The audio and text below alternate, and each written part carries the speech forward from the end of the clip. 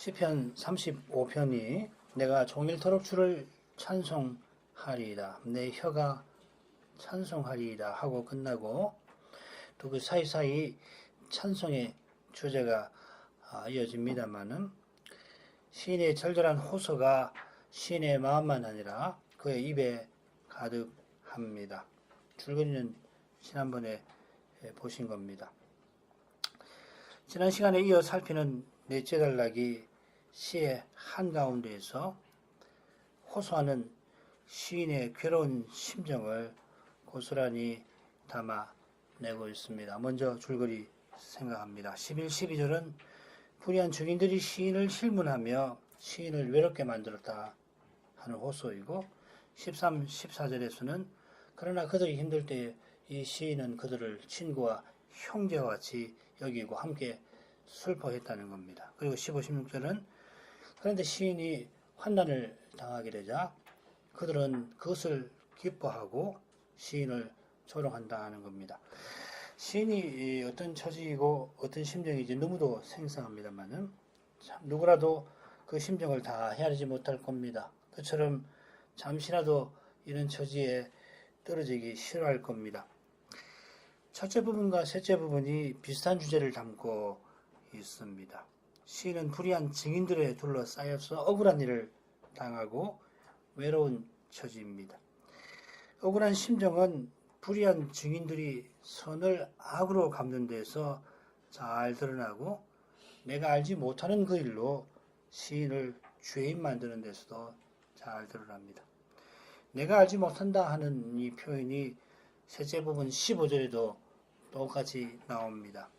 시인이 알지 못하는 중에 이들은 서로 모여서 시인을 치고 찢었습니다.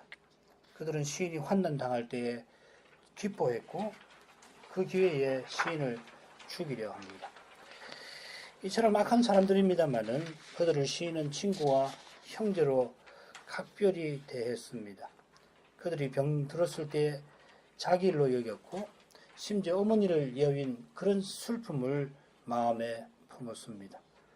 그렇게 사랑하는 이들이 이제는 원수가 되었습니다. 시인은 변함없이 사랑했습니다마는 심지어 그 사랑을 이용해서 그들은 시인을 죽이려 했습니다. 시인이 어떻게 찬송할 마음을 품을 수 있었을까요? 끔찍한 죽음의 그 현실이 이제는 사라져버리는 것입니까? 원수들의 악한 계획이 다 실패로 돌아간 이유입니까?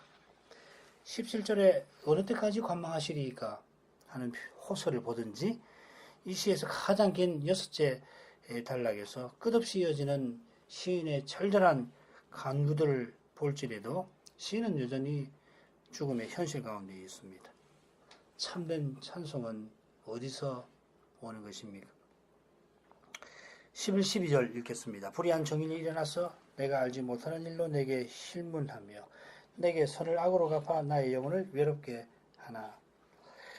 불의한 증인 또 실문, 재판의 상황을 보여주는데 이는 나의 송사 24절이 나오는 표현에서도 확인되고 1절에서 나와 다투는 자와 다투소서 이 송사라는 말하고 다툰다 하는 말하고가 똑같은 말입니다. 히브리 말로 리브라는 말입니다.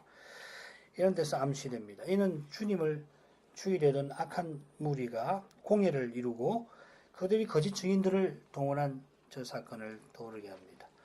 언약의 직분자들이 그 직분자를 죽이려고 언약의 제도와 규례를 악용한 데서 인생의 깊고 깊은 죄가 드러났습니다. 십자가 사건에 드러났던 죄의 심연이 주님 다시 오시는 날까지 사라지지 않는데 오시기 전에는 말할 게 없습니다. 죄가 가장 죄되는 것이 메시아를 죽이는 데서 드러났는데 죄가 기회를 타서 계명으로 말미암아 각양 탐심을 이루는 데서 심히 죄되는 사실이 드러납니다. 시인의 친구와 형제였던 이들이 알지 못하는 일로 시인의 약점을 잡아서 시인을 죄인 만드는 바로 거기서 끔찍한 죄의 현실이 펼쳐집니다.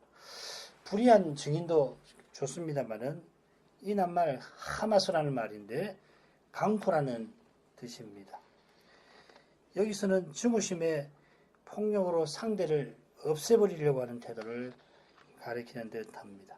많은 시에서 시인의 원수들은 강포와 꾀로 시인을 죽이려 하는데 여기서도 비슷하게 강포한 증인들이 시인이 알지 못하는 일로 실문합니다. 사람의 힘으로 사람의 생각을 이루려는 바벨탑의 구림자가 세상사에 늘 드리웁니다. 십자가 그늘 아래 서는 사람은 하나님의 지혜와 능력이신 그리스도를 의지합니다. 그 말씀에 비춰 사람의 생각을 접어버리고 복음의 능력을 줬습니다. 그러면 시인처럼 때때로 내가 알지 못하는 일로 곤경에 처하곤 합니다. 강포한 증인들이 시인을 쳐서 죄를 늘어놓는데 그 죄들이 시인이 행하지 아니한 겁니다. 알지 못하는 일이라고 표현한 데서 이 시인이 생각지도 않은 일, 시인이 언약의 백성이면서 직분자인데 도무지 행할 수 없는 일임을 짐작할 수 있습니다. 시인이 어떤 사람인가, 어떻게 살아왔는가 안 되면은 도무지 시인이 행하지 않았을 일이라는 건 다 아는데 그런 일을 시인이 저질렀다고 그들은 시인을 신문하였습니다. 혹 다른 사람들이 이 나쁜 일을 하려 할 때에 이들은 누구보다도 시인이 그런 사람 아니라고 변호해야 할 사람들이었습니다.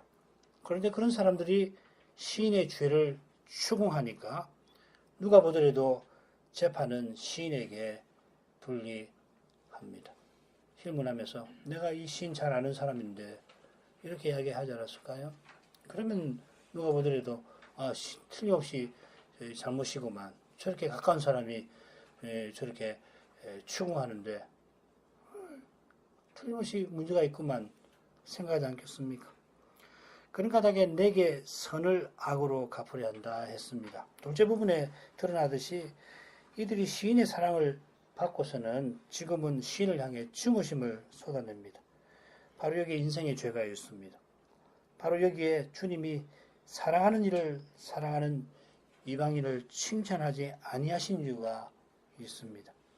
사랑하는 이를 증오하는 것, 미워하는 것에 비하면 사랑하는 이를 사랑하는 것은 이 세상에서야 칭찬받을 만한 일 아닙니까? 그런데 하나님을 아버지라 부르는 천국에서는 세리도 하는 그런 일에 불과합니다. 하늘아버지께서 악인에게 자기 해를 비춰주는 분이어서 하나님의 자녀들도 자기 원수를 사랑해야 합니다. 그래야 천국은 선을 악으로 갚는 이 세상과 달리 악을 선으로 갚으려는 이 신자들을 통하여 하나님의 선한 영광이 천국에 가득해질 것입니다. 그러나 사랑하는 이를 사랑하는 이 세상에서는 사람으로 행하는 데서는 사랑하는 이에게 미움받는 일이 얼마든지 일어납니다. 상대의 유익을 위하여서, 참된 유익을 위해서 자기를 기꺼이 주는 참된 사랑이 없는 까닭에 자기의 욕심을 위해서 남을 짓밟는 일이 얼마든지 일어납니다. 그런 일이 심지어 사랑이라는 이름으로 자행되기도 합니다. 선을 악으로 갚는 일이 구체적으로 어떤 것인지 나의 영혼을 외롭게 한다는 표현이 암시되어 있는 것 같은데 이 외롭게 한다는 이 낱말이 정확하게 무엇을 가리키는지 다소 모호하긴 합니다. 그렇지만은 이 용례를 살피는 수밖에 없는데 이 낱말이 이 외에는 구약 전체에서 이사야서에 두 번 나오는데 거기서는 모두 자녀를 잃어버림이라는 뜻으로 나오고 우리말 그렇게 번역이 잘 되어 있습니다. 이런 뜻과 비슷하게 여기 외롭게 한다 하는 표현이 나온 것 같습니다. 그런 점에서 이 단락에 바로 밑에 친구, 형제, 모친이라는 말이 등장하는 사실에 주목할 만하죠.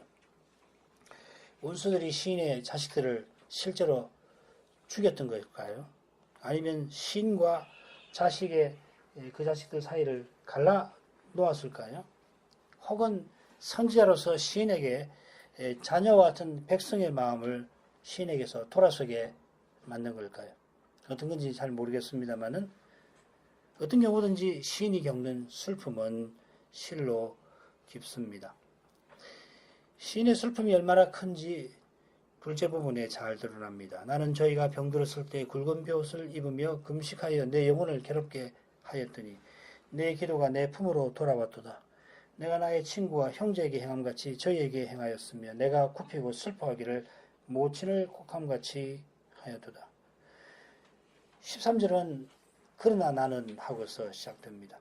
원수들은 시인에게서 자녀들을 빼앗아갔습니다마는 그들이 병들고 괴로울 때 시인은 함께 그들과 함께 슬퍼하였습니다. 그들이 병들었는데 시인이 심지어 굵은 벼옷을 입고 금식하며 괴로워하였습니다. 굵은 벼옷을 입고 금식하는 경우를 보면 사랑하는 이가 죽든지 나라가 망하는 그런 때입니다.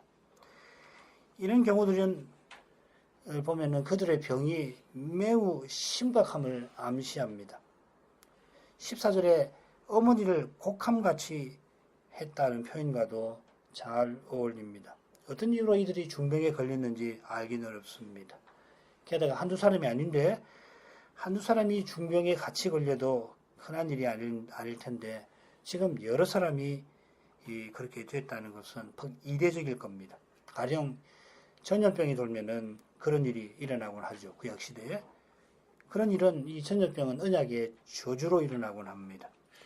그처럼 시인이 금식할 뿐만 아니라 배옷까지 입고 괴로워했던 이유가 하나님의 진노로 친구들이 중병에 걸렸던 것일 수도 있습니다. 이사야 1장 5절 6절을 보면 이들이 범죄하여 하나님께 심히 매를 맞았는데 시인은 자기 일로 알고 하나님 앞에 근신하며 자비를 구했던 것입니다. 이런 경우들이 아니더라도 시인의 사랑은 참되고 기뻤습니다. 내 기도가 내 품으로 돌아왔다 하는 해석도 쉽지 않은데 아마 얼굴을 무릎 사이에 넣고 기도했던 엘리야와 같이 머리를 깊이 떨구고는 간절히 겸손히 기도하는 모습을 묘사하는 것 같습니다. 이렇게 볼 수 있는 것이 14절에 굽히고 곡했다 하는 표현과도 잘 어울립니다. 시인의 이런 모습은 땅에 있는 성도는 존귀한 자니 나의 모든 즐거움이 저에게 있도다 하는 심정, 곧 그리스도의 심정에서 나옵니다. 이런 심정에서 시인은 죽음의 고통 가운데 있는 형제와 친구들과 함께 괴로워하고 슬퍼하였습니다. 이처럼 사랑하던 이들이 이제 증오심에 사로잡혀 시인을 죽이려 합니다. 시인의 모든 즐거움을 빼앗아갑니다. 시인의 마음에는 쓰라린 슬픔이 가득합니다. 이렇게 슬퍼하던 시인을 원수들은 조롱하였습니다. 오직 내가 환난을 당하며 저희가 기뻐하여 서로 모임이요 비류가 나의 알지 못하는 중에 모여 나를 치며 찢기를 맞이 아니하는도다. 저희는 연회에서 망령되이 조롱하는 자같이 나를 향하여 그 일을 갈도다. 15절도 13절 같이 그러나 내가 하며 시작됩니다. 시인이 어머니를 여인 것처럼 그들의 불행을 슬퍼하였습니다마는 그들은 시인이 불행해지기를 기다린 사람들 같습니다. 이 환난을 당할 때 했는데 이 낱말은 말 자체는 넘어짐 실족이라는 뜻입니다. 욥기 18장 12절을 보면 이 넘어지는 것하고 재앙을 당하는 것이 붙어 있어서 한글 개역 성경은 환난을 당할 때 이렇게 번역을 한 것 같습니다. 아무튼지 시인이 불행한 처지에 떨어졌는데 그들은 함께 슬퍼하지 아니하고 함께 기뻐합니다. 서로 모였다 하였습니다. 불행한 시인과 함께 하지 아니하고 시인을 따돌리고는 그를 조롱하는 일에 함께 합니다. 이런 점에서 그들을 비류라 부를만 합니다. 우리말로는 사람같지 않은 사람을 비류라고 하지요. 이 표현은 그런데 원문으로 보면은 이 표현이 하나님께 치심을 받아 삐뚤어진 그런 것을 가리키는 듯 합니다. 이 내킴이라는 말에 그런 뜻이 있거든요. 맞았다 하는 말이 있거든요. 징계받고 고침 받지를 아니하고 오히려 자기를 사랑하는 시인을 미워하고 그를 치며 찢습니다. 시인은 그들이 하나님께 치심을 받고 병들었을 때에 자기 옷을 찢고 베옷을 입었습니다마는 그들은 불행당한 시인을 찢기를 맞이 아니합니다. 선을 악으로 갚는 저 비뚤어진 마음이 더욱 비뚤어져 갑니다. 여기도 첫째 부분처럼 내가 알지 못하는 이라는 표현이 나오는데 내가 알지 못하는 비루라 하는 말인지 내가 알지 못하는 중해인지 확실치는 않습니다. 만약에 전자라면은 자기의 불행을 조롱하는 그들을 보고서 저들이 과연 내가 알던 그 사람들인가 한탄하는 모습 같고요. 후자라면 이들이 시인이 알지 못하게 그를 찢을 일을 꾸민 것을 가리킵니다. 어떻게 해서든지 사람의 생각을 넘어서는 그들의 악함에 시인의 슬픔이 사람이 감당할 수 없을 만큼 되었다는 것을 잘 보여줍니다. 죄는 과연 사람의 이성이나 경험을 넘었습니다. 도덕, 죄에게는 아무 문제되지 않습니다. 말씀의 빛 안에서만 죄를 바로 압니다. 무엇보다 죄를 이길 길을 거기서 발견합니다. 죄는 회개해야 없어집니다. 용서받고 용서해야 결국 죄의 종이 되지 않습니다. 참된 용서는 주님의 사랑에 있고 그 은혜에 참된 회개가 있습니다. 사람으로는 죄를 이기지도 못하고 죄를 바로 알지 못합니다. 시인은 비류를 연회에서 망령되이 조롱하는 자들이라 부르며 그들의 비이상적인, 비정상적인 증오심을 지적하고 있습니다. 이 번역대로 하자면은 연회에서 취해가지고서 이 언약의 나라에서는 해서는 안 될 그런 악한 말들을 쏟아내며 조롱하는 모습을 떠오르게 합니다만은 사실 정확한 뜻은 잘 모릅니다. 중요한 것은 망령되이 조롱하는 그들이 시인을 향하여 지금 이를 가는 모습입니다. 이 망령되이라는 표현 하네파란 말인데 하나님을 떠난 사람들을 가리킵니다. 시인이 하나님을 믿는 그것을 조롱하며 시인이 믿음으로 보인 사랑을 짓밟고는 증오심으로 시인을 없애버리려 하는 겁니다. 이 세상에서 참 보기 힘든 일입니다만은 그런 일을 우리 안에 있는 죄는 능히 합니다. 특별히 이 종교적인 이유로 특별히 그럴 수 있죠. 작은 죄라도 드러나면 즉시 회개해야 합니다. 회개하지 않는 죄는 나무 창살에, 그것도 가는 나무 창살에 가둬놓은 사자와 같습니다. 이런 현실에서 시인이 하나님께 호소합니다. 주여 어느 때까지 관망하시리이까 내 영혼을 저 멸망자에게서 구원하시며 내 유일한 것을 사자들에게서 건지소서. 내가 대회 중에서 주께 감사하며 많은 백성 중에서 주를 찬송하리이다. 시인이 멸망자들 사자들에게 에워싸여서 탄식하는 것 같습니다마는 주여 하는 시인의 고백은 좌절의 탄식과는 분명 다릅니다. 많은 시편이 하나님을 향한 기도나 찬송이어서 당신을 높여 불러 주라고 하는 표현이 무수히 나옵니다만은 여기 주라는 말, 아도나이라고 하는 말은 종이 상전을 부르는, 특별히 지상의 종이 천상의 상전을 부르는 성호입니다. 거룩한 이름입니다. 이 이름이 다음 단락에도 나옵니다. 나의 하나님, 나의 주여. 아도나이는 어떤 분이시냐면은 하늘에 계셔서 감히 도전하는 열방을 향하여 비웃으시는 분이십니다. 그분이 일어나셔서 분노하시면 그 분노 앞에 모든 망령된 자들이 벌벌 떨게 될 것을 시인은 지금 확신합니다. 그런 확신이 있지만은 그도 연약한 인생이라 어느 때까지 하는 것입니다. 마찬가지로 이 관망이라는 말보다는 차라리 감찰이라 하는 표현이 더 나은 것 같아요. 원문으로는 그냥 본다, 보신다 하는 말입니다. 시인은 하나님이 심판장으로서 감찰하고 계심을 믿습니다마는 연약한 인생이 감내하기 어려운 그 현실에 짓눌려 주님의 도우심을 간절히 구하고 있습니다. 시인의 힘든 현실에서 연약한 시인의 확신이 나올 수 없듯이 시인의 간절한 기도가 감찰하시는 주님의 신실함에 있는 것입니다. 시인이 간구하는 내용이 17절 후반절입니다. 시인은 원수들을 저 멸망자 사자들이라고 부릅니다. 이들이 증오심에 시인을 향하여 이를 갈았는데 그 이는 사냥감을 찢어 발기는 젊은 사자들의 이빨입니다. 이 사자라는 말은 젊은 사자들이라는 말입니다. 사자들의 무서운 입에서 시인은 내 유일한 것, 곧 내 영혼을 구원해 주실 것을 구합니다. 내 유일한 것, 곧 내 영혼이라는 표현이 전체 구약 성경에서 시편 22편 20절에만 한 번 더 나오는데 거기서도 사자의 입이 나옵니다. 흥미롭게 18절과 비슷한 표현이 시편 22편에 나옵니다. 시인은 감찰하시는 주께서 틀림없이 자기를 구원하실 것을 확신하고는 대회 중에 주께 감사하고 수많은 백성 중에 주를 찬송할지를 고백합니다.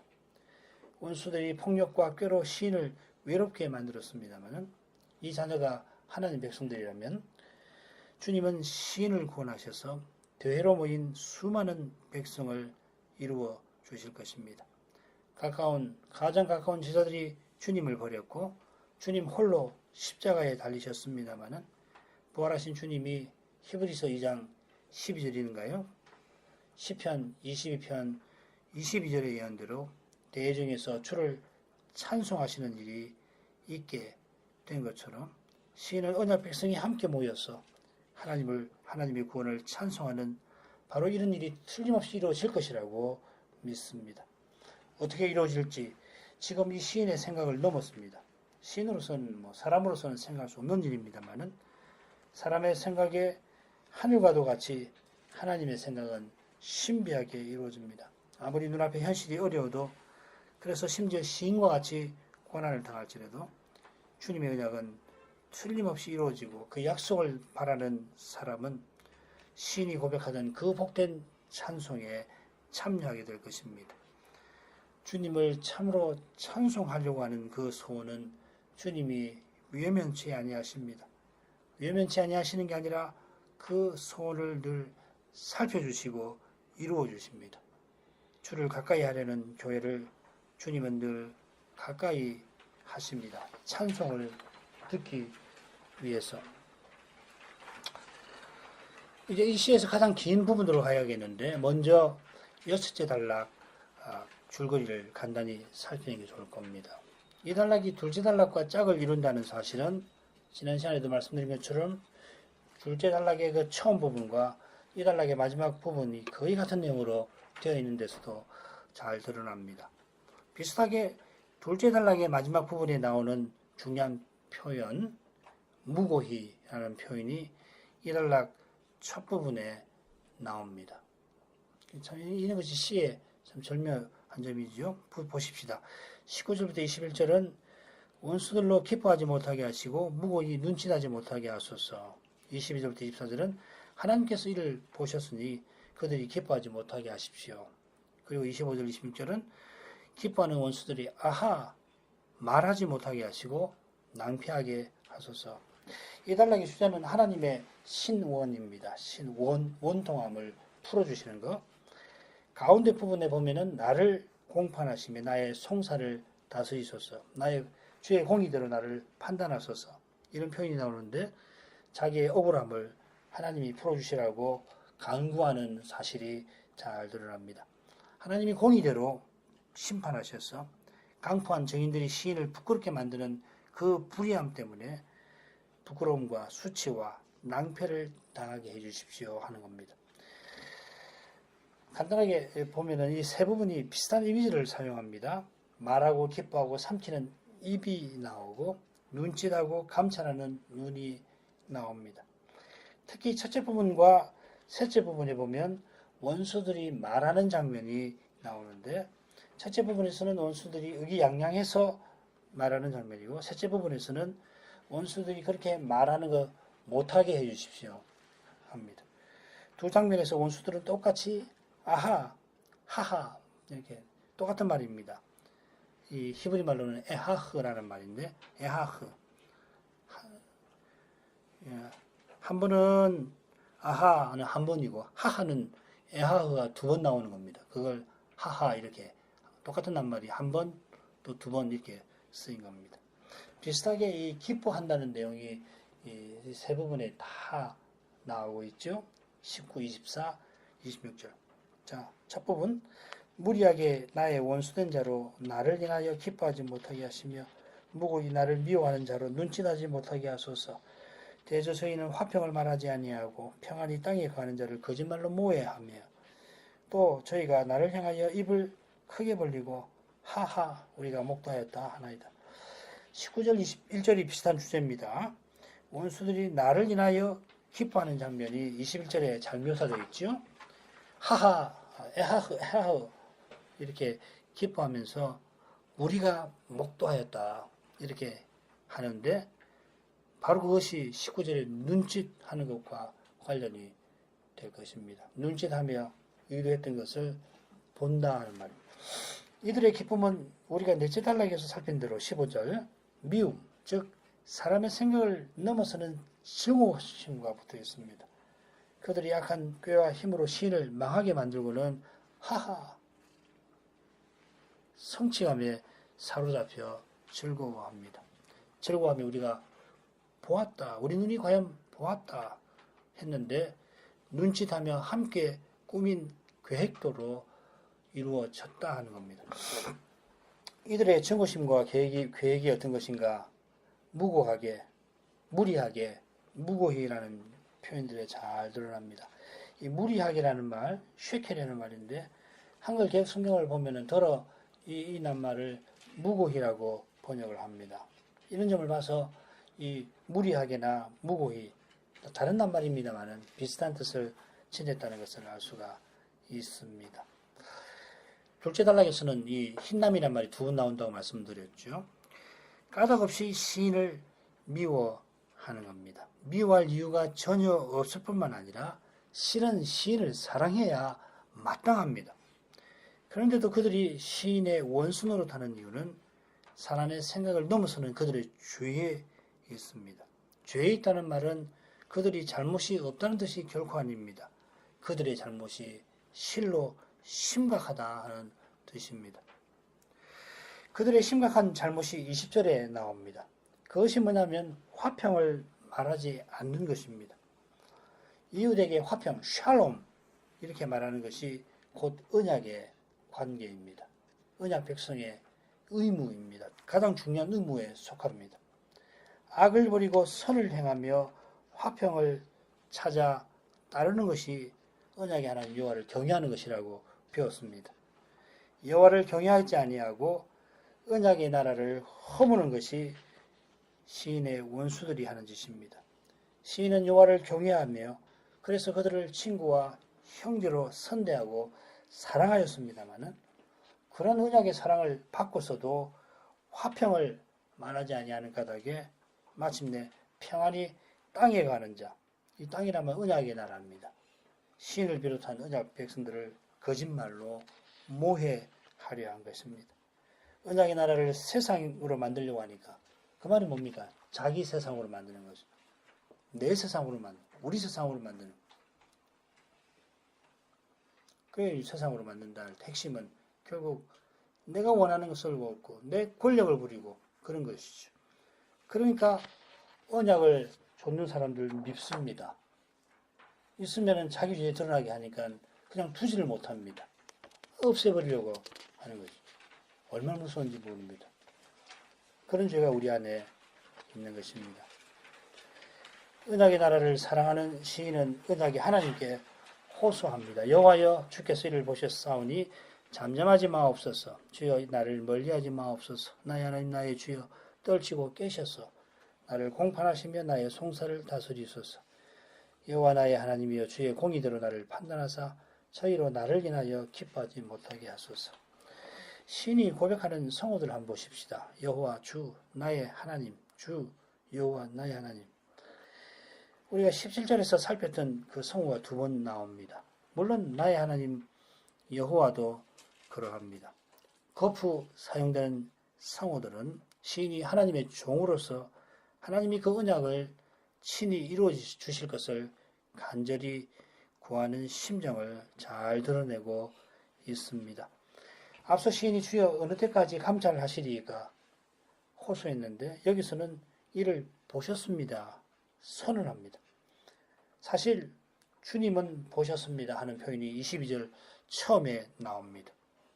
주님은 보셨습니다. 여호와여 잠잠하지 마옵소서. 주여 나를 멀리하지 마옵소서. 이렇게 되어 있습니다. 원수들이 우리가 목도하였다, 보았다 자랑하는 그 모습을 주님이 보셨다. 시인은 확신합니다. 악한 사람들이 너무도 의기양양할 때에 하나님이 보시지 않는 것 같은 생각이 우리에게는 듭니다만은 먼지 한 톨이 제멋대로 움직이지 않듯이 모든 죄도 주님의 감찰을 피하지 못합니다. 다른 사람의 죄만 아닙니다. 내 죄도 마찬가지입니다.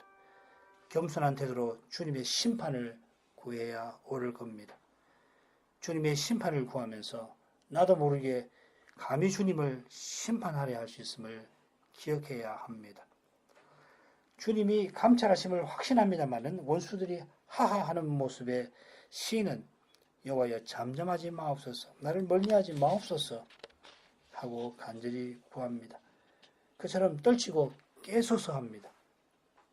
감찰하시는 하나님이 침묵하실 리가 없고 주를 의지하는 자를 멀리하실 리도 없고 악인이 승리를 거두는데 누워 주무실 리도 더더구나 없습니다마는 하나님의 계시가 인간의 언어에 담기듯이 연약한 인간의 표현으로 시인이 하나님의 신속한 도우심을 구하는 것입니다.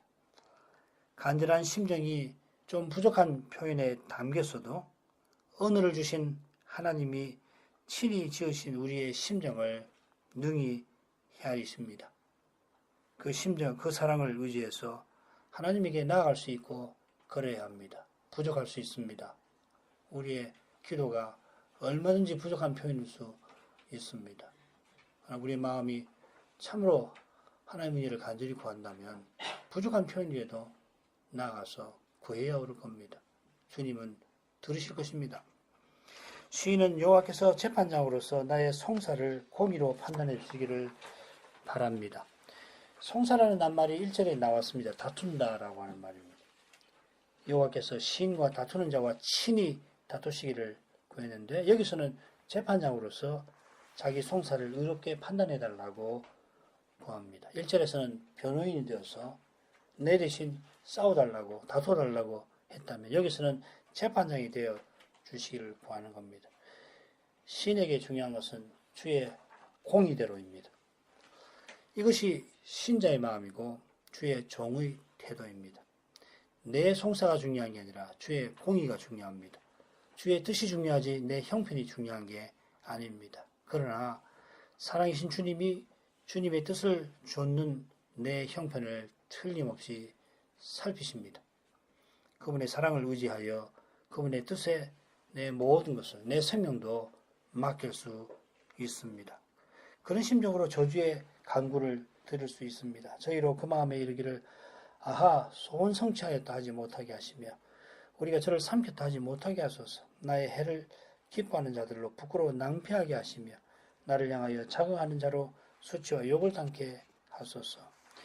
26절은 우리가 4절을 살피면서 함께 생각했습니다. 시인을 까닭없이 악하게 해치려고 하는 자들이 하나님의 저주받기를 간구합니다. 여기 낭패, 수치, 욕 이게 얼마나 무서운 저주인지 우리가 생각했습니다. 주님의 사랑을 의지하여 주님의 뜻과 공의의 모든 것을 맡기는 시인이 이 시편을 씁니다. 저주의 목적은 자기의 정오심을 세우는 데 있는 게 아니라 주님의 의가 이루어져서 주님의 사랑이 가득한 사회를 세우는 데 있습니다. 25절에 악한 사람의 말이 언급되어 있습니다. 그 말이 마음에 있으니 그들의 생각입니다. 시인은 사람의 악한 생각이 무너지기를 구합니다. 하나님의 생각이 이루어지기를 바랍니다. 뜻이 이루어지이다 하는 기도는 시인처럼 악인이 아하 소원 성취하였다 하지 못하기를 구합니다. 주의 백성을 삼키는 죄의 현실에서 간절히 주의 도우심을 구합니다. 마지막 단락 읽겠습니다. 나의 의를 즐거워하는 자로 기꺼이 부르고 즐겁게 하시며 그 종의 형통을 기뻐하시는 여호와는 광대하시다는 말을 저희로 항성하게 하소서. 나의 혀가 주의 의를 말하며 종일토록 주를 찬송하리이다. 시간이 짧아서 길게 전하지를 못했는데 짧은 두 절이 얼마나 절묘하게 연결되어 있는지 묵상할수록 놀랍습니다. 나의 의를 말하는 시인이 주의 의를 찬송합니다. 주의 의는 그 종의 형통, 여기 샬롬입니다. 화평. 그 종의 샬롬을 기뻐하심에 있습니다. 신실하신 의로우신 재판장은 우리에게 인자하신 분입니다. 인자하신 하나님이 신실하셔서 시인이 고난 중에도 믿음의 길을 걸었습니다. 비록 증오와 오해로 그의 생명이 위태롭습니다마는 주님은 거룩한 능력으로 시인의 소명도 친히 이루어 주십니다. 목숨만 건져주시는 것이 아니라 소명도 이루어 주십니다. 종의 봉사로 참된 화평이 주의 나라에 임할 것입니다. 이처럼 언약의 하나님이 종의 형통을 기뻐하시고 종의 의를, 믿음을 언약 백성이 함께 즐거워합니다. 우리 기독교는 참된 기쁨의 종교입니다. 순수한 기쁨이 언약 관계에 약속되어 있습니다. 우리는 영원히 울지 않기 위해서 지금 웁니다. 우는 자들과 함께 우는 거기에 이미 영원한 기쁨이 깃듭니다. 이 기쁨을 참으로 맛본 시인과 언약 백성은 종일 그리고 항상 그리고 영원히 주님을 찬송하고 하려 합니다. 기도하시겠습니다. 자비하신 아버지, 시인이 심지어 저주의 기도를 드릴 만큼 그가 당하는 죄의 현실은 잔인합니다. 그런 죄를 하나님이 결코 그냥 두지 않으실 것입니다. 십자가의 아들을 내어주신 그 사랑이 주를 바라는 참된 평화와 주의 사랑을 바라는 백성을 결코 외면치 아니하실 겁니다. 인생은 연약해서 죄의 현실에서 울지 않을 수 없습니다마는 장차는 영원히 울지 아니하게 하실 것입니다. 그 소망 가운데 주님의 사랑을 인하여 지금 우는 자들과 함께 울 수 있습니다. 거기에 순수한 기쁨이 이미 깃들입니다. 그런 순전한 기쁨, 사랑이 주님의 교회에 늘 거하게 하시고 그 기쁨과 사랑 가운데에서 주님을 찬송하는 일이 끊이지 않게 해 주옵소서. 예수님 이름으로 기도합니다. 아멘.